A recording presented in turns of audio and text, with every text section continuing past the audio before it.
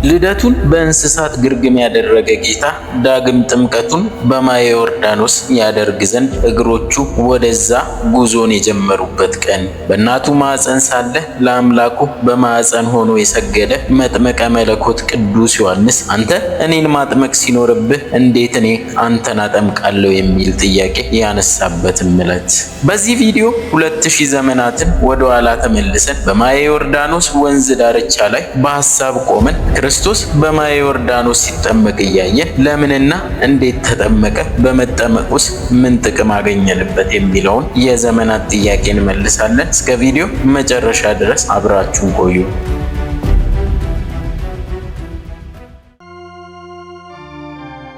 የጌታችን የመድኃኒታችን የኢየሱስ ክርስቶስ በዓለ ጥምቀት ከ9ኙ ታላላቅ በዓላት መካከል አንዱ ነው። ለእኛ አራያና አብነት ለመሆን በቅዱስ ዮሐንስ እጅ በማየ ዮርዳኖስ ተጠምቆ የባህሪ ልጅነቱንና አምላክነቱን ከአብና ከመንፈስ ቅዱስ ጋር አስመስክሯል። የልደትና የጥምቀት ዘመን በጽር ቋንቋ ኤፒፋኒ፣ በግዕዝ ደግሞ ዘመነ አስተርእዮ ወይም በአማርኛ የመገለጥ ዘመን ይባላል። ጥምቀት የሚለው ቃል አጥምቀ ከሚለው የግዕዝ ግስ የተገኘ ሲሆን በቀጥታ ሲተረጎም በውሃ ውስጥ ገብቶ መውጣትን፣ መነከርን፣ መዘፈቅንና መጥለቅን ያመለክታል።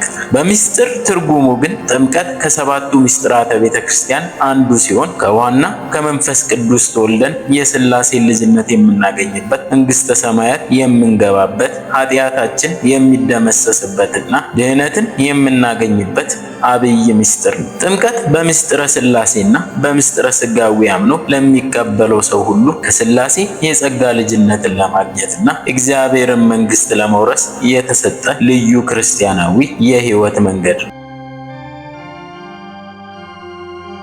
ጌታችን መድኃኒታችን ኢየሱስ ክርስቶስ ኢባርዮስ ቄሳር በነገሰ በ15ኛው ዓመት ተወለደ። በ30 ዓመቱ በዕለተ ማክሰኞ ከሌሊቱ 10 ሰዓት ዮርና ዳኖስ የተባሉ ወንዞች በሚገናኙበት በተቀደሰው የዮርዳኖስ ወንዝ ተጠምቋል።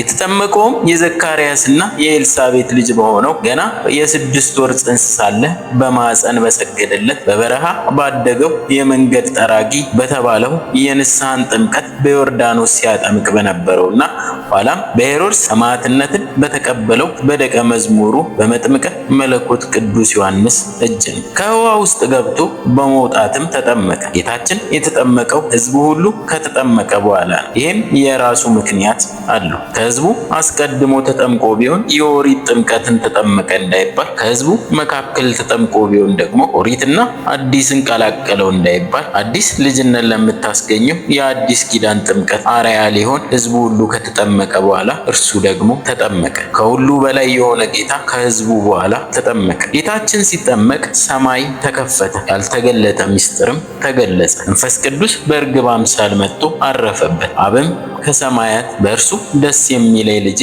ይሄ ነው እርሱን ስሙት አለ። አምላክ በተጠመቀ ጊዜ ዮርዳኖስ ሸሸ፣ ተራሮችም እንደ ኮረብቶች ዘለሉ። ሰዎች በእርሱ ስም ይጠመቃሉ፣ እርሱስ በማን ስም ተጠመቀ ለሚለው ጥያቄ ጌታችን መድኃኒታችን ኢየሱስ ክርስቶስ አምላክ ስለሆነ መጥምቁ ዮሐንስ እንዴት ብሎ ማጥመቅ እንደሚችል ግራ ገብቶት ሌላውን ሰው በአንተ ስም አጠምቃለሁ፣ አንተን በማን ስም አጠምቅሃለሁ ብሎም ጠይቆት ነበር። ጌታም የብሩክ ልጅ የእግዚአብሔር ልጅ የብርሃን መገኛ ይቅር በለን፣ አንተ እንደ መልከ ጼዴቅ ለዓለም ካህን ነህ ብለህ ብሎ ስለነገረው እንደዚህ ብሎ አጥምቆታል። ጌታችን መድኃኒታችን ኢየሱስ ክርስቶስ አምላክ ሲሆን ለምን መጠመቅ አስፈለገው? በቅዱሳት መጽሐፍት እንደተገለጸው አምላካችን መድኃኒታችን ኢየሱስ ክርስቶስ በማየ ዮርዳኖስ ሥርዓተ ጥምቀትን የፈጸመው በ5 ምክንያቶች ነው ብላ ቤተ ክርስቲያናችን ታስተምራል። የመጀመሪያው ምክንያት ጥምቀትን ለመመስረት። ሰው ከውሃና ከመንፈስ ቅዱስ ካልተወለደ በቀር ወደ እግዚአብሔር መንግሥት አይገባምና እንዳለው ዮሐንስ በወንጌሉ ጥምቀትን ለመንግሥተ ሰማያት መግቢያ በር አድርጎ ሊመሰርት ተጠመቀ። በማርቆስ ወንጌልም ያላመነ ያልተጠመቀ አይድንምና እንደሚለው ጥምቀትን የድህነት መሰረት አድርጎ ራሱ መድኃኔዓለም ሰራል። በአብ በወልድ በመንፈስ ቅዱስ ስም አጥምቁ የምትልም ትእዛዝ ሰጥቷልና እርሱ ተጠምቆ እናንተም ተጠመቁ ሲለን ጥምቀትን መሰረተ። በአጠቃላይ ምስጢረ ጥምቀትን ሊመሰረታትና ራሱ ተጠምቆ አርያ ሊሆነን ስለፈለገ ተጠምቋል። ምስጢረ ጥምቀትን እንደዚህ አድርጎ መሰረተ። ሁላችን ለመጠመቅ ወደ ቤተ ክርስቲያን እንሄድ ዘንድ ሊያስተምር በመጀመሪያ ከገሊላ ወደ ዮርዳኖስ በእግሩ ሄደ። እኛም ወደ ካህናት ሄደን እንድንጠመቅ አርያ ለመሆን እርሱ አምላክ ሲሆን ወደ ፍጡሩ ወደ ዮሐንስ ሄደ። ሁላችንም በውሃ እንድንጠመቅ እርሱም በውሃ ተጠምቋል። ጥምቀት ለእኛም የክርስትና መግቢያ በር እንድትሆንልን ጥምቀትን የሥራው ሁሉ መጀመሪያም አድርጓታል። እኛም ስንጠመቅ መንፈስ ቅዱስ እንደሚወርድልን ለማጠየቅ እርሱ ሲጠመቅ መንፈስ ቅዱስ ወርዶለታል። እኛ በሥላሴ ስም እንድንጠመቅ ምስጢረ ሥላሴ በማየ ዮርዳኖስ ተገልጿል። ጥምቀት አንዲትና የማትደገም ምስጢር ናትና እርሱም አንድ ጊዜ ብቻ ተጠመቀ።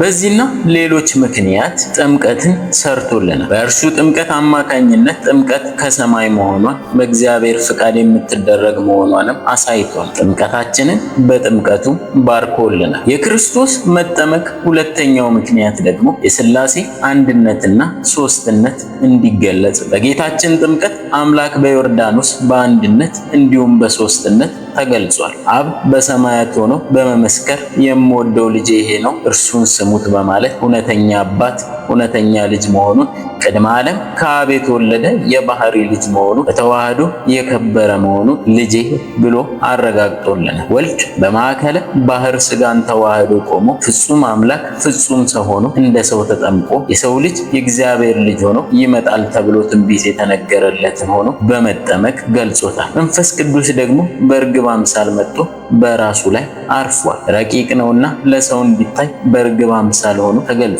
በአብ በወልድ በመንፈስ ቅዱስ ስም አምነን በአብ በወልድ በመንፈስ ቅዱስ ስም እንድንጠመቅ ይህንን ምስጢር በዮርዳኖስ ገልጾልናል። እግዚአብሔር አብ በደመና ሆኖ ስለ ባህሪ ልጁ በመመስከር እግዚአብሔር ወልድ ኢየሱስ ክርስቶስ በዮሐንስ ፊት በትህትና በመቆም እግዚአብሔር መንፈስ ቅዱስ ደግሞ በነጭ ርግብ አምሳል በመውረድ ከኢ አማንያን ተሰውሮ የነበረ ምስጢረ ሥላሴ ገልጾልናል።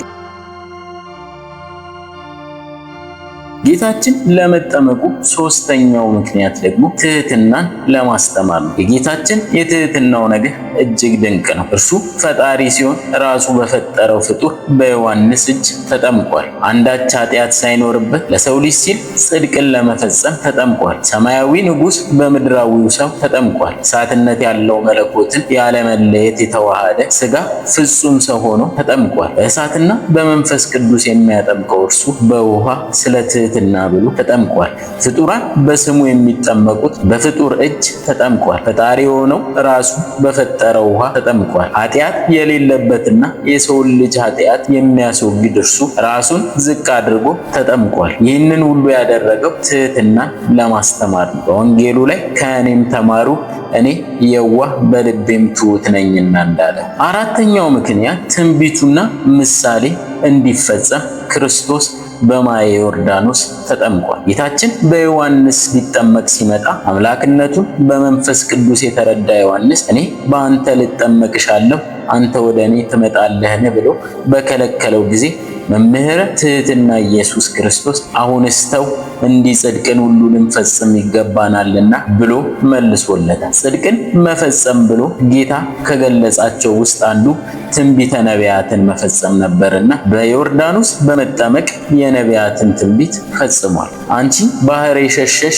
አንተም ዮርዳኖስ ወደኋላ የተመለስ ምን ሆናችሁ ነው? እናንተም ተራሮች እንደ ኮርማዎች ኮረብቶች እንደ በጎች ጠቦቶች ለምን ዘለላችሁ? ከያዕቆብ አምላክ ፊት እግዚአብሔር ፊት ምድር ተናወጠች ብሎ መዝሙረኛው ዳዊት ተንብዮአልና። ታዲያ ክርስቶስ በመላ ወንዝ በዮርዳኖስ መጠመቁ ለምንድን ነው ቢሉ በብሉይ ኪዳን ብዙ ምሳሌዎች ያሉ ሲሆን የሚከተሉትንም ለአብነት ያህል መመልከት ይቻላል። ዮርዳኖስ መነሻው አንድ ሲሆን ከዚያ በደሴት የተከፈለ በኋላም የሚገናኝ ነው። ለዚህ ደግሞ ምሳሌው የሰው ዘሩ አንድ አዳም ነው። በኋላም ሕዝብና አሕዛብ ተብሎ በግዝረትና በቁልፈት ተከፈለ። በክርስቶስ ጥምቀት ግን ሕዝብና አሕዛብ አንዱ ናቸው። በሌላ መልኩ ደግሞ አብርሃም ዮርዳኖስን ተሻግሮ ሲሄድ መልከ ጼዴቅ ኅብስተ በረከት ጽዋ ኮቴት ይዞ ተቀብሎታል። አብርሃም የምዕመናን፣ መልከጼዴቅ የካህናት፣ ዮርዳኖስ የጥምቀትና ህብስቱና ጽዋው የሥጋው ደሙ ምሳሌዎች ናቸው። ከሕዝብ ወገን የሆነው ኢዮብ በዮርዳኖስ ተጠምቆ ከደዌው ድኗል። ከአሕዛብ ወገን የሆነውም ሶርያዊ ንዕማን በዮርዳኖስ ተጠምቆ ከደዌው ድኗል። የሕዝብም የአሕዛብም ወገኖች በጥምቀት ይድናሉና። እስራኤል ዮርዳኖስን ተሻግረው ምድረ ርስት ገብተዋል። ነቢዩ ኤልያስም ዮርዳኖስን ተሻግሮ ወደ ገነት አርጓል። ምዕመናንም ማምነው ተጠምቀው ገነት መንግሥተ ሰማያት ይገባሉና ዮርዳኖስን ለመጠመቂያነት የመረጠው በእነዚህና ሌሎች ምክንያት። የመጨረሻውና አምስተኛው ለክርስቶስ መጠመቅ ምክንያቱ ደግሞ የአዳምና የሔዋንን የዕዳ ደብዳቤ ሊያጠፋ ነው። አዳምና ሔዋን ዕፀ በለስን በልተው ከተሳሳቱ በኋላ ዲያብሎስ የጨለማ መጋረጃ ጋርዶ መከራን አጽንቶባቸው ነበር። በመከራቸውም ጊዜ ስመ ግብርናችሁን ጽፋችሁ ብትሰጡኝ መከራችሁን አቀልላችሁ ነበር አላቸው። አዳም የዲያብሎስ ባሪያ ነው፣ ሔዋን የዲያብሎስ አገልጋይ ናት ብለው ጽፈው ሰጠውት ነበር። እርሱም በሁለት እብነ ሩካብ ጽፎ አንዱን በዮርዳኖስ አንዱንም በሲኦል ጥሎታል። በዮርዳኖስ ያለውን ጌታ ሲጠመቅ እንደ ሰውነቱ ረግጦ እንደ አምላክነቱ ደግሞ አቅልጦ አጥፍቶላቸዋል። በሲኦል ያለውን ደግሞ በዕለተ ዓርብ በአካለ ነፍስ ወደ ሲኦል ወርዶ ነፍሳትን ሲያወጣ አጥፍቶላቸዋል። ጌታችን በዮርዳኖስ የተጠመቀበት አንደኛው ምክንያት ይህንን የዕዳ ደብዳቤ ለማጥፋት። ታዲያ በዚህ ዕለት ኦርቶዶክሳዊት ቤተክርስቲያን በጥምቀት ዕለት ሆረ ኢየሱስ እምገሊላ ሀበ ዮርዳኖስ ወይም ኢየሱስ ከገሊላ ወደ ዮርዳኖስ ሄደ ስትል ታቦታቱን ከመንበራቸው አንስታ ወደ ጥምቀተ ባህሩ በድምቀት ወስዳለች። ቆመ ማዕከለ ባህር ወይም በባህር ውስጥ ቆመ እያለች ደግሞ በመዘመር የጌታን ጥምቀትም ታከብራለች። ተጠምቀ በማየ ዮርዳኖስ በእደ ዮሐንስ፣ በዮርዳኖስ ውሃ በዮሐንስ እጅ ተጠመቀ እያለችም ታመሰግነዋለች። ባህር አየች ሸሸችም እያለችም የነቢያትን ትንቢት ፍጻሜ ትሰብካለች። በጥምቀተ ባህር ያለውን ውሃ በመባረክ ምዕመናንንም በተባረከ ውሃ በመርጨት ከበዓሉ በረከት እንዲቀበሉ ታደርጋለች። በዚህ ዕለት በዋናነት በዮርዳኖስ የተጠመቀው አምላክ የሚመሰገንበት ቀን ነው። ለእርሱም በማህሌት፣ በመዝሙር፣ በቅዳሴ ምስጋና የሚቀርብበት ልዩ ቀን ነው። የጥምቀት በዓል ሁላችንም የምንባረክበትና በረከትን የምናገኝበት ዕለት። ከበዓሉ በረከት ያሳትፈን። ወስብሐት ለእግዚአብሔር አሜን።